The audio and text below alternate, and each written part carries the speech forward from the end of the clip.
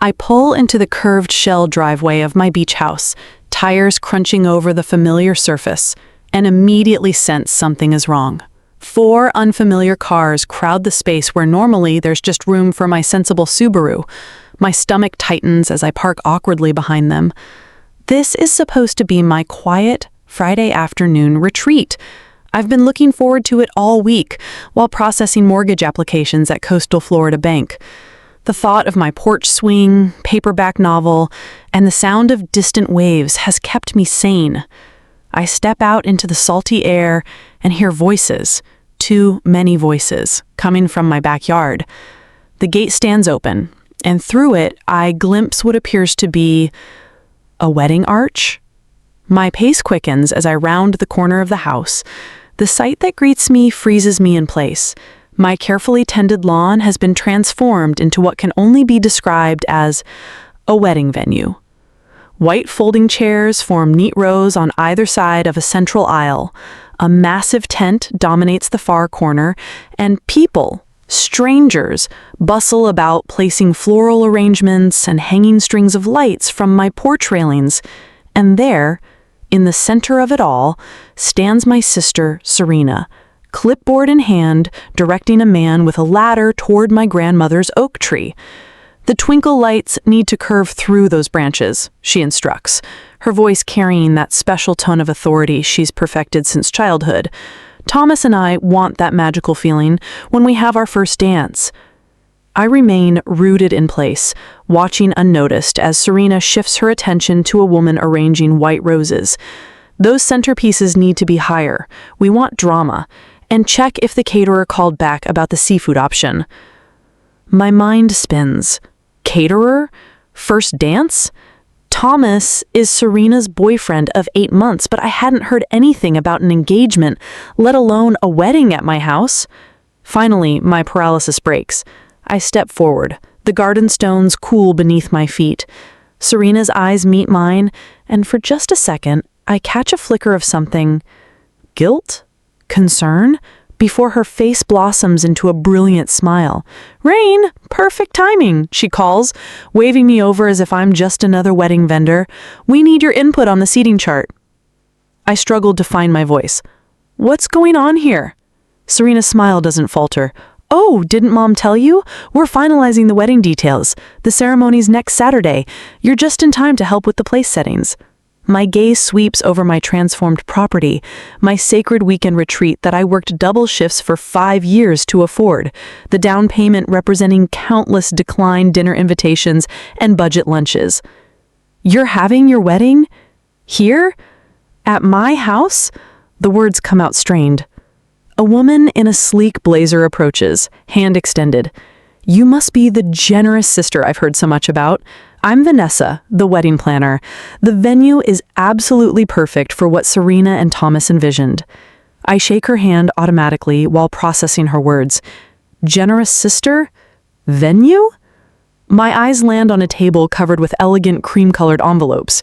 I pick one up, sliding out the embossed invitation inside. The words blur before refocusing. "Joyfully invite you to celebrate their marriage at the Bennett Beach House. 2, 19 Pelican Way, Sandpiper Beach, Florida."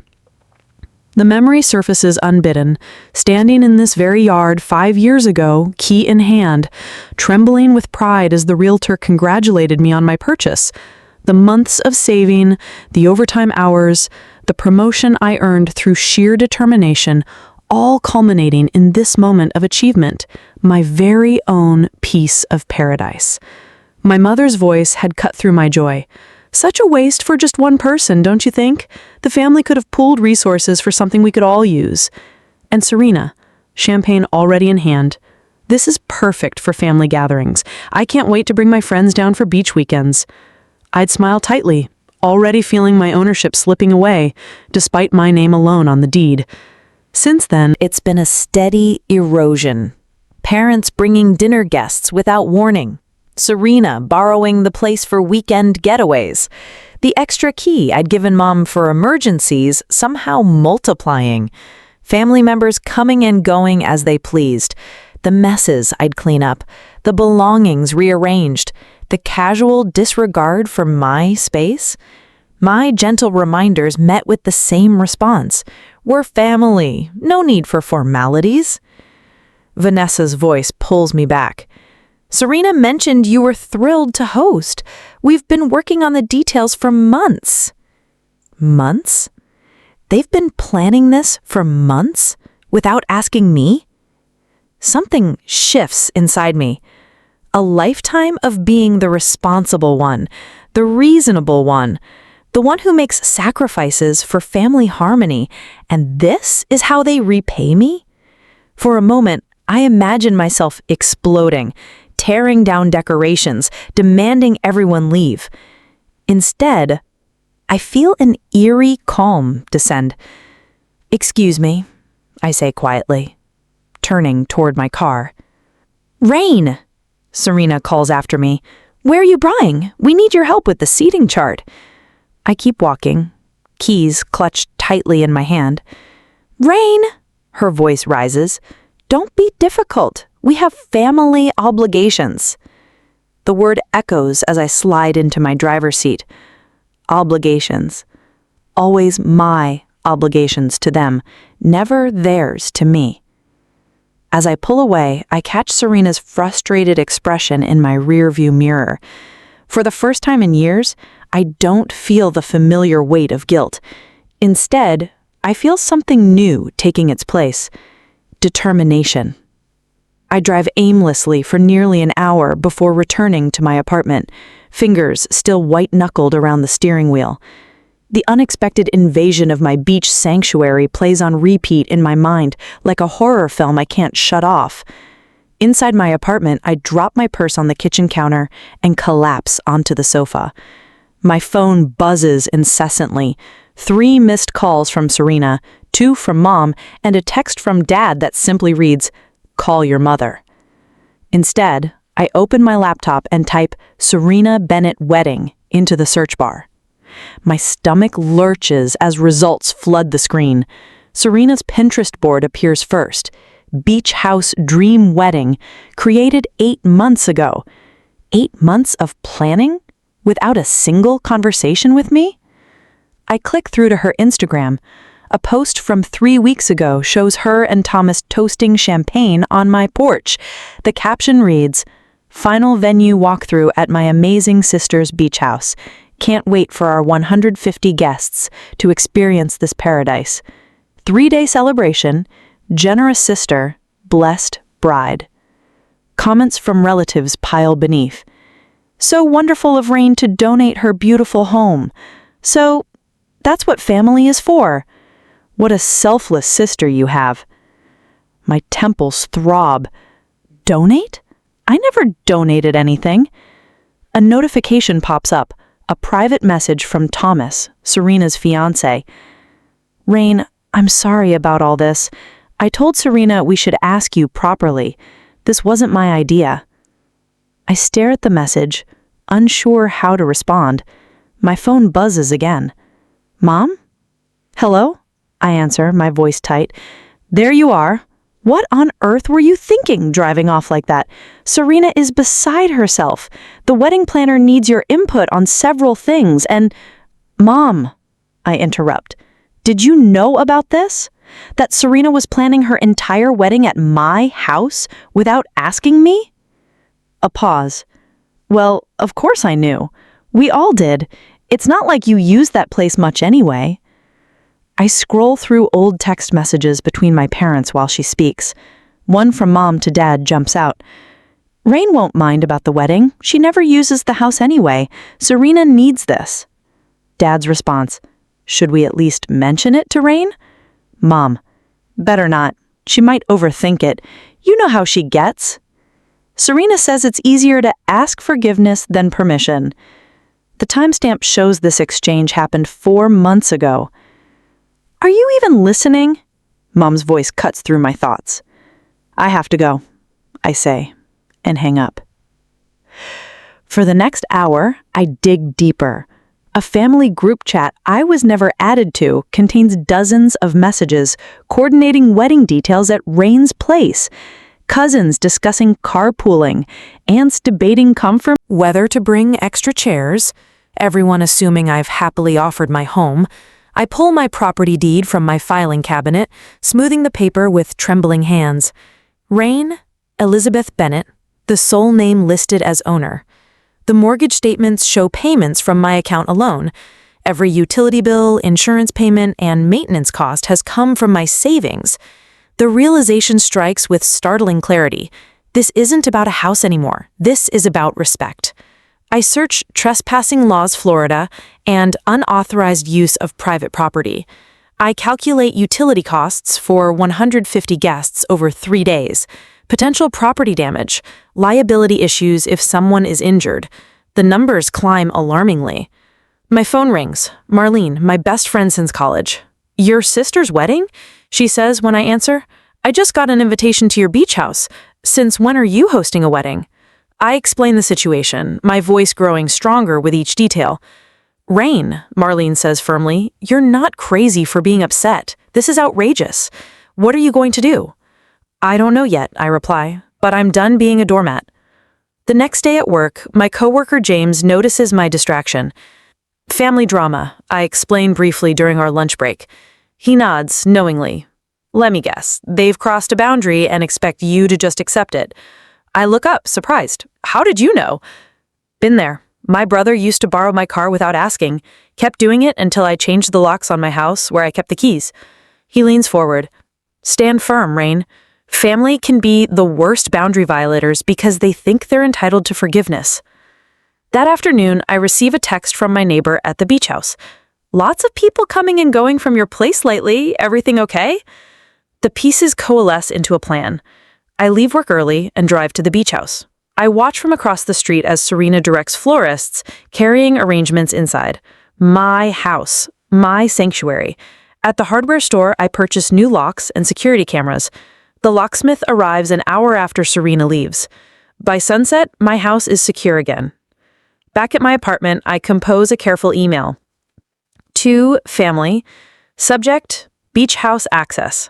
Please be advised that effective immediately, anyone wishing to visit my property at 219 Pelican Way must contact me directly for permission and access arrangements. The locks have been changed for security purposes. Sincerely, Rain Bennett. I hit send, then mute my phone as it immediately begins to ring. The responses flood in minutes later. "Mom, don't be ridiculous. We're family. Where's the spare key?" "Dad, call your mother. She's upset." Serena's message comes through as a voice call that I let go to voicemail. Her voice trembles with rage when I play it back. "How could you be so selfish? Right before my wedding, you're ruining everything. I've been planning this for months." I send one response. "This is my property, purchased with my money. No one uses it without my permission." Then I silence all notifications and open my laptop. A local tourism article catches my eye. Sandpiper Beach Tour Company seeking rental properties for exclusive visitors. I click through to their website, looking for unique properties to showcase to our high-end clientele. My fingers hover over the Contact Us form. For the first time in days, I feel a sense of calm settling over me. I download their rental agreement, reading each clause carefully, envisioning the perfect solution taking shape. 3 hours later, I've created a comprehensive plan with contingencies for every possible reaction from my family. I've documented the current condition of my house, calculated fair market rental rates, and prepared a contract that protects my interests. When I finally signed the rental agreement with Sandpiper Beach Tour Company, I recognize the moment for what it is, the point of no return. And I don't regret it for a second. 2 days later, my phone buzzes for the 17th time this morning. I know because I've been counting. Each vibration sends a small tremor through my frustrated mind. Wooden desk at Coastal Florida Bank, where I've been trying to focus on a mortgage application for nearly an hour. The screen lights up with Serena's name again, accompanied by a text preview that begins, "You're being completely ridiculous." I silence the phone and flip it face down. 3 more messages arrive in quick succession, their muted vibrations like angry wasps trapped against the desktop. "Trouble at home?" James asks from the cubicle next to mine. His eyes meet mine over the partition, concern evident in the slight furrow of his brow. My family discovered boundaries exist, I say, surprised by the steadiness in my voice. They're not taking it well. The elevator chimes, drawing my attention to the bank's main floor. My stomach drops. Mother strides across the marble tiles, her purposeful gait and rigid shoulders broadcasting her mission to anyone watching. She's wearing her church committee outfit, blue linen pantsuit, pearls, formidable pumps. She wouldn't, I whisper, but of course she would. This is exactly what she would do. Is that your mom? James whispers, sinking lower in his chair. I stand before she reaches my desk, intercepting her near the water cooler. Mother, this is my workplace. And apparently the only place I can reach you? She says, voice pitched to carry just far enough that nearby colleagues pause their typing. Since you've decided to ignore everyone's calls and change the locks without warning. The old Rain would have immediately guided her to the break room, desperate to minimize the scene. Instead, I feel a strange calm settle over me, like stepping into cool water. We can talk after work, I say. I'll meet you at Bayside Cafe at 5:30. Your sister is devastated. The venue was perfect. Do you understand what you've done? 5:30, I repeat, my voice lower but firmer. Or not at all. She blinks twice, the gesture almost comical in its surprise. Without another word, she turns and leaves, her heels striking the floor with diminished authority. Whistles low when I return to my desk. That was impressive. I'm as surprised as he is. That evening, I pull into the parking lot of Coral Gables restaurant, where my family has arranged what can only be described as an intervention. Through the window, I see them already seated at our usual corner table. Mother, Father, Serena, and, to my surprise, Aunt Linda, whose disapproval has terrified me since childhood. You don't have to go in, Marlene says from the passenger seat. My friend insisted on coming when I mentioned the dinner, calling herself my boundary bodyguard. Actually, I say, finding that strange calm again, I do. Inside, Serena doesn't wait for me to sit before launching her attack. My dream wedding is ruined, she announces, eyes already glistening with practiced tears. The alternative venue is half the size and nowhere near the beach. Thomas's family is questioning everything now. Father clears his throat. Pumpkin, we understand you were, and surprised by the arrangements, but surely we can work something out.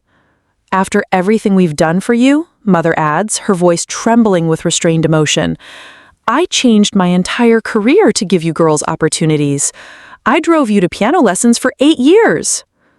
Piano lessons I begged to quit after 3 months, I say quietly. Aunt Linda leans forward. Rain, in our family, we support each other. Your grandfather would be ashamed to see the selfishness. The table falls silent at the mention of Grandpa Joe, the ultimate family authority, even years after his death. This is their nuclear option. I take a slow breath, then look directly at my sister. Name one time you asked permission before using my house.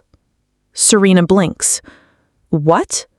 One time, just one example, when you called ahead, asked if I minded, and respected my answer. Her mouth opens, then closes. Name one weekend when you left the house exactly as you found it, I continued, turning to my parents. One occasion when you didn't bring extra people I'd never met. One visit when you actually treated it as my property rather than the family vacation home. The silence stretches. You can't, I say, my voice still quiet but carrying a new weight, because it never happened. Mother recovers first. This vindictive behavior is... Actually, Marlene interjects, setting her phone on the table. I have something relevant. She taps the screen, pulling up a calendar. Rain made this request 7 months ago. It shows every time she asked her family to please call before coming to her house. 26 requests in 3 years, each one documented with the date and response. James helped me compile this record last week, combing through text messages and emails I'd nearly forgotten. The evidence of my ignored boundaries, laid out chronologically, had been shocking even to me. Father shifts uncomfortably in his seat. No one's denying there might have been some miscommunications. It's done anyway, I say, cutting through the tension. The house is rented to Sandpiper Tours for the next 3 weekends, including Serena's wedding date. The contract is signed, the deposit is paid. Serena's tears vanish instantly. You what? I slide a folder across the table. The rental agreement, fully legal and binding. That night, I finalized the last details. The tour company agreement sits signed on my coffee table. My lawyer's letter confirming my exclusive property rights is ready to be sent if needed. The security cameras I installed yesterday are already transmitting footage to my phone. Thomas's text arrives as I'm preparing for bed. I respect what you're doing, even though I can't say it publicly yet. This wasn't right from the beginning. For a moment, doubt creeps in. Am I being too harsh? The remembered image of strangers rifling through my bedroom drawers during last year's small family gathering banishes the thought. This isn't about punishing them. This is about respecting myself. I think about the years of coming home to moved furniture, borrowed items never returned, and casual disregard. The night I arrived to find 16 strangers having a party, my personal photos handled by people who didn't know my name. The constant assumption that what's mine is everyone's exclusively, but what's theirs remains exclusively theirs. The weight I've carried for years begins to lift. For the first time since buying the beach house, I feel like its true owner. Tomorrow might bring more confrontations, more tears and accusations, but tonight I am certain this is what freedom feels like. For the first time since discovering the wedding plans, I sleep soundly that night, no longer tangled in bed sheets damp with anxiety sweat. The realization comes in the morning sunshine. Their reactions only confirm I'm making the right decision. This house was always mine, never theirs. The day before the wedding, even though I said no at that dinner, I watched through binoculars from my parked car across the street as my family transforms my beach house into Wedding Central. The scene unfolds exactly as I anticipated. Serena stands in the center of my backyard, clipboard in hand, directing traffic like a seasoned film director. The arch needs to be centered perfectly with the ocean view, she calls to 2 men struggling with a white wooden structure. And those chairs should form a gentle curve, not straight rows. This isn't a high school graduation. And him? My mother kneels by the garden beds, arranging white roses and baby's breath in stone planters. She seems to be talking to the flowers as she works, probably telling them stories about her own wedding day 35 years ago. Dad follows behind a caterer, nodding at everything the man says, while occasionally checking his watch. I check mine too. 3, 2, 1. Right on schedule. A white van with Coastal Florida Tours emblazoned on the side pulls into my driveway. 2 more vehicles follow, parking behind it. 7 uniformed employees exit the vehicles, clipboards and equipment in hand. Through my binoculars, I can see the exact moment confusion ripples across my family's faces. The tour manager, a tall woman with silver hair pulled into a professional bun, approaches Serena with An outstretched hand. Even from this distance, I can read the body language.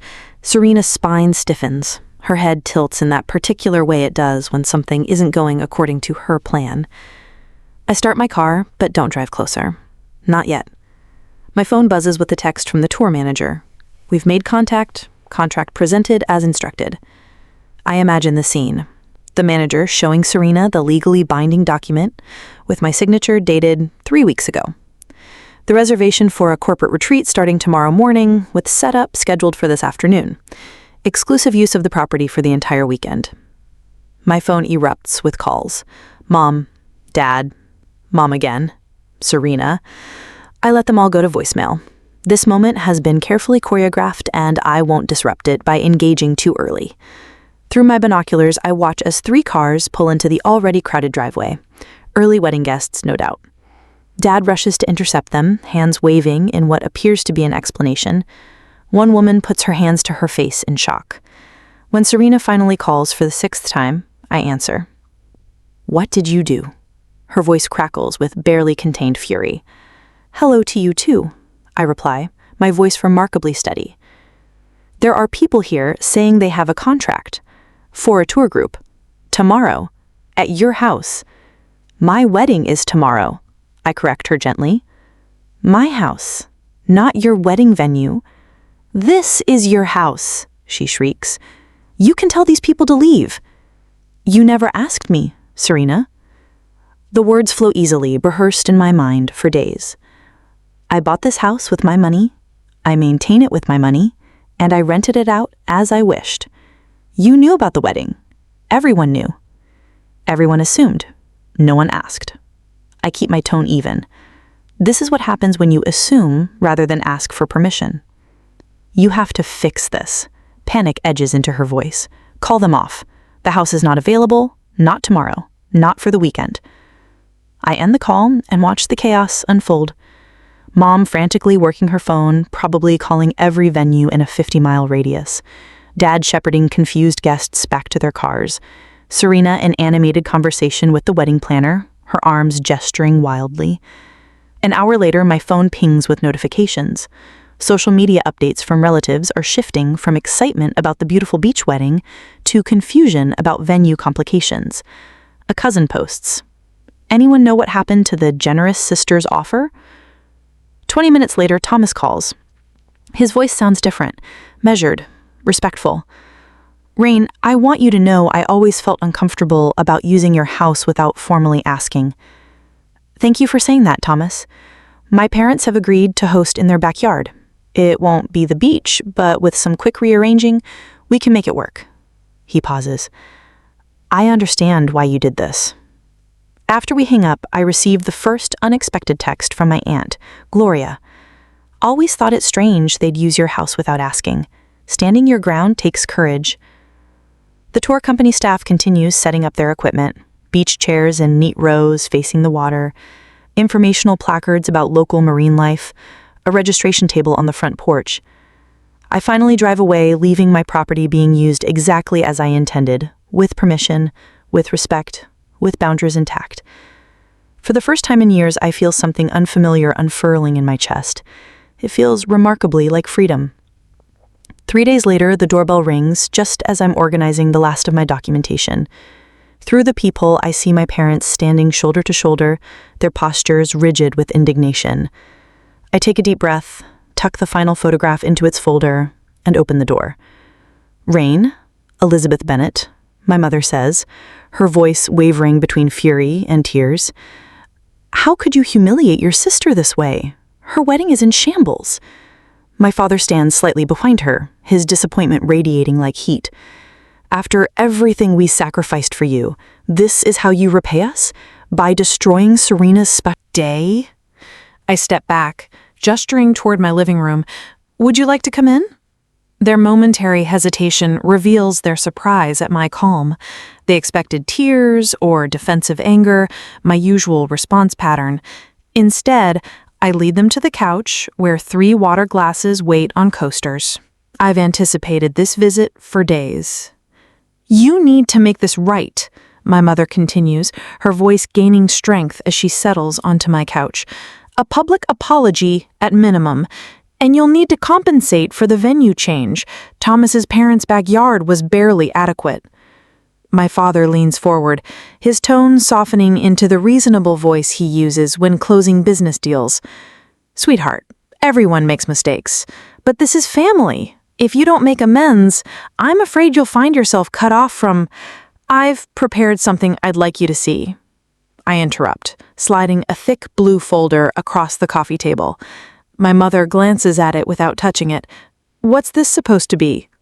"Documentation," I answer, opening it myself. 5 years of boundary violations at my beach house. I've organized it chronologically. My mother frowns. Their expressions shift from righteous anger to wary confusion as I begin laying out photographs. Wine stains on my grandmother's quilt after an unauthorized small gathering that left 17 empty bottles. Cigarette burns on the deck furniture from my cousin's friends. Muddy footprints across my white bedroom carpet from someone's dog. "I've been silent for too long," I say, my voice steady, despite the pounding in my chest. "Every time I asked for respect, you dismissed me. Every boundary I set, you crossed." My father shifts uncomfortably. "That's just normal wear and tear." "This isn't normal," I counter, pulling out a stack of receipts. "These are the repair costs. Notice the signatures? All mine. I've never asked for a dime from any of you." My mother's face flushes. "We're family. We shouldn't need formal invitations or—" "Family respects each other," I say, cutting her off with a gentleness that surprises even me.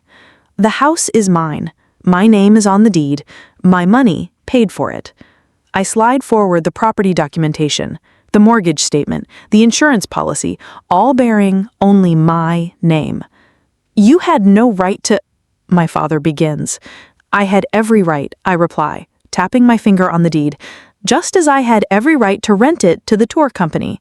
Their eyes widen as I pull out my phone and scroll to the security camera footage from 3 months ago.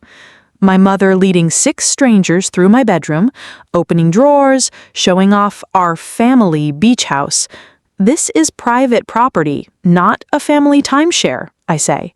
"And this," I place Serena's wedding invitation on top of the pile, "was planned without my knowledge or consent." My mother's hands tremble slightly as she picks up the invitation. For the first time, I see uncertainty in her eyes. "If you want any relationship with me going forward, these are my terms." I pull out a single sheet of paper. "No one visits without explicit permission. I require advance notice and confirmation. All copies of my keys must be returned immediately." My father's face darkens. "You can't dictate—" "I can, and I am," I say, meeting his gaze. "These aren't requests, they're requirements." The silence stretches between us. My mother stares at the evidence spread across the table, the physical manifestation of years of disregard. "I never saw it from your perspective," she finally whispers, something genuine breaking through her defensive shell. My father rubs his face, suddenly looking older.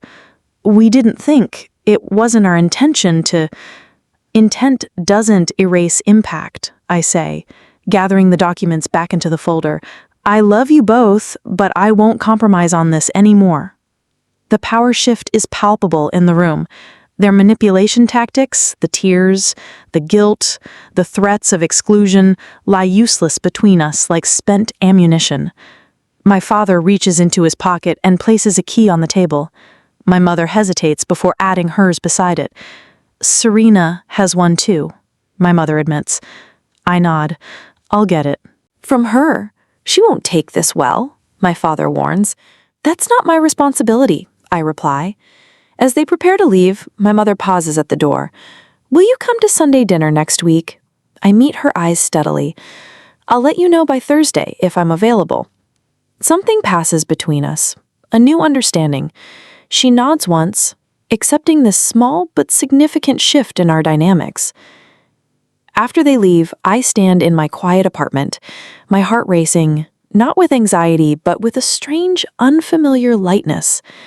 For the first time in years, I feel the weight of their expectations lifting from my shoulders.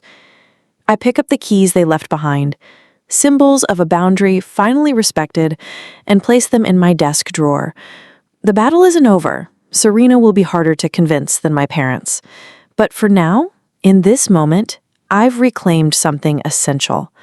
My house, my boundaries, my life. The morning sunlight spills across my deck as I settle into my porch swing, coffee mug warming my hands. 6 months have passed since the wedding debacle, and my beach house feels truly mine for the first time. No unexpected visitors, no rearranged furniture, no apologetic texts about borrowing the place for the weekend. I run my fingers along the new cushions I chose last month, soft teal fabric that reminds me of the ocean at midday. The bookshelves I installed now hold my favorite novels instead of Serena's forgotten magazines. Wind chimes tinkle softly from the corner of the porch, a sound that has become synonymous with peace. This is what home should feel like, I whispered to myself, watching a pair of sandpipers dance along the shoreline. My phone buzzes with a text from James at work. Congrats again on the promotion. Bank's lucky to have you in charge of the commercial loan division. The promotion came after I pitched my own restructuring plan instead of letting the VP take credit for my ideas. Something shifted inside me that day in the conference room when I said, "Actually, I developed this strategy and would like to present it myself." The confidence from standing up to my family spilled into every aspect of my life.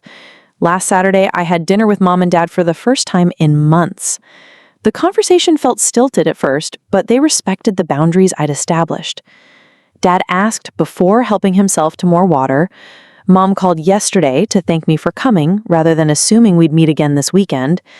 Some relatives still don't understand. Aunt Patricia insists I'm holding a grudge, while Uncle Steve maintains families should have unlimited access to each other's homes. I've accepted that not everyone will adapt to the new normal. Thomas, surprisingly, calls occasionally.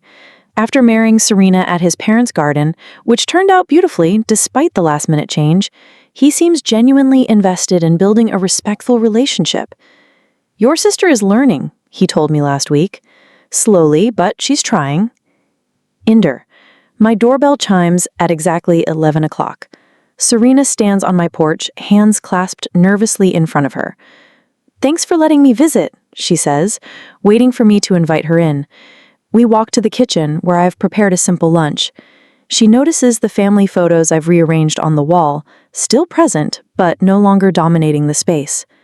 "I like what you've done with the place," she offers, settling into a chair I gesture toward. Our conversation meanders through safe topics until she finally says, "I never really thought about how we treated your house before. I just assumed that it was partly yours," I finish. She nods, examining her sandwich. "I'm sorry." The words hang between us, fragile but sincere. At 4 o'clock, Antonino, she glances at her watch and stands. "I should go." "Thank you for respecting my time," I tell her, walking her to the door. Her smile is tentative but genuine. "This was nice.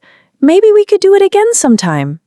"I'd like that," I reply, surprised to find I mean it. Later, sitting on my deck with Marlene and 2 new friends from my pottery class, I pour wine into mismatched glasses. We laugh as the sun begins its descent, painting the sky in vibrant oranges and pinks. My phone lights up with a text from Serena. "Thanks for having me over today. Looking forward to next time. With permission, of course." I smile, setting down my phone to rejoin the conversation. The boundaries I've built haven't shrunk my world, as I once feared. They've expanded it, creating space for relationships based on mutual respect rather than obligation. The ocean breeze carries the scent of salt and possibility as evening settles around us. For the first time in years, I feel perfectly at home in my own life.